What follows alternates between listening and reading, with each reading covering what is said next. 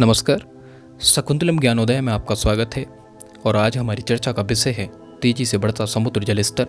हाल ही में संयुक्त राष्ट्र के पैनल आईपीसीसी यानी inter governmental panel on climate change ने चेतावनी दी है कि आने वाले दशकों में तापमान बढ़ने से विश्व भर के कई शहर डूबने की स्थिति में हैं। आईपीसीसी की रिपोर्ट को आधार मानकर नासा ने भारत के 12 शहरों को खतरा के अंदेशे में रखा है। नासा के अनुसार सदी के अंत तक भारत के 12 शहर 3 फीट तक समुद्र जल में डूब जाएंगे और ये शहर हैं ओखा, मोपमुगाओ, कांडला, भावनगर, मुंबई, मैंगलोर, चेन्नई, विशाखापत्तनम, तूतीकोरिन, कोच्चि, पारादीप और किड्रोपोर। यदि आईपीसीसी की रिपोर्ट पर नज़र डालें तो भारत ही नहीं वरन संपूर्ण दक्षिण एशिया में मानसून की चरम घटनाएं बढ़ सकती हैं, जिसका कारण ग्लोबल वार्मिंग के चलते हो रहा जलवायु परिवर्तन है। इसके कुछ नकारात्मक प्रभाव कुछ इस तरह होंगे, जैसे तेज बारिश व बादल फटने की घटनाएं बार बार होंगी, बारिश के दिन घटेंगे लेकिन तबाही की बारिश बढ़ेंगी, 21वीं सदी तक मानसून सीजन की अवधि लंबी होगी, बाढ़ व सूखा दोनों ही अधिक देखने को मिलेंगे। हम जानते हैं दक्षिण एशियाई देश अधिक जनसंख्या वाले हैं, साथ ही यहाँ की जनसंख्या कृषि पर अधिक निर्भर करती है और कृषि मानसून पर निर्भर करती है। अतः ग्लोबल वार्मिंग इन राष्ट्रों की दृष्टि से अधिक नकारात्मक प्रभाव डाल सकती है।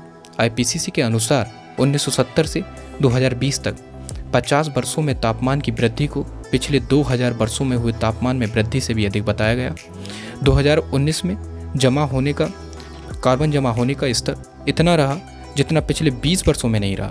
2019 में मीथेन और नाइट्रस ऑक्साइड जैसी जहरीली गैसों का उत्सर्जन पिछले 8 लाख सालों में सर्वाधिक रहा।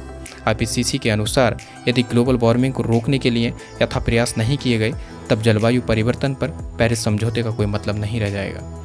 ग्लोबल वार्मिंग के मद्देनज़र यदि दुनिया को देखें तब ग्रीस के जंगल आग से जूझ रहे हैं, बेल्जियम में बाढ़ तबाही मचा रही है, वहीं चीन में बाढ़ और बारिश ने पिछले 1000 सालों के रिकॉर्ड तोड़ दिए, तब वहीं कुछ समय पूर्व ही अमेजन के जंगलों की आग व ऑस्ट्रेलिया के बुशफायर ने मानव सभ्यता को मानो झकझोर कर रख दिया।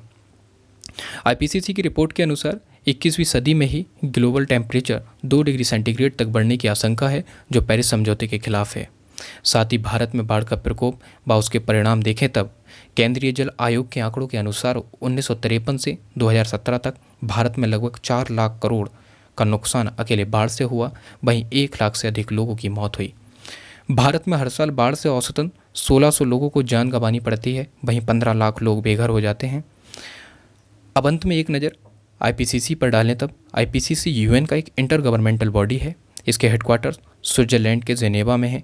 इसे 1988 में इस्टेब्लिश किया गया, जिसका पेरेंट ऑर्गेनाइजेशन यूएनईपी यानी कि यूनाइटेड नेशन एनवायरनमेंट प्रोग्राम है। वर्तमान में इसके सदस्य राष्ट्रों की संख्या 195 है। साथ ही पेरिस समझौते पर भी एक नज़र डालेंगे।